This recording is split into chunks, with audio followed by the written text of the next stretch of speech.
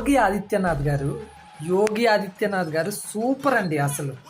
నిజంగా నిన్న ఈద్ పండగ రోజు 7 ముస్లిం యువకులు కలిపి ఒక హిందూ యువకుడిని చంపేశారండి.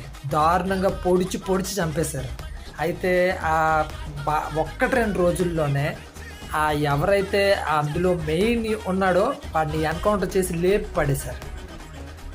నిజంగా వాళ్ళు సంవత్సరాల పాటు జైల్లో పెట్టి మేపి అలాంటి ఉగ్రవాదుల్ని మోసే కన్నా ఇలాంటి టెర్రర్ యాక్టివిటీస్ చేసే వాళ్ళని ఒకేసారి ఎన్కౌంటర్ లేపారు. వాళ్ళకి వాళ్ళతో అవసరం లేదు ఈ దేశానికి. అలాంటి ఎదవలు ఈ దేశంలో ఉండడం వల్ల ఏ ఉపయోగం లేదు.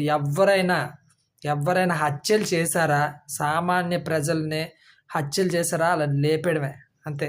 యోగియే గ్రేట్, యోగి బాబాయే గ్రేట్. జై హింద్, జై భారత్.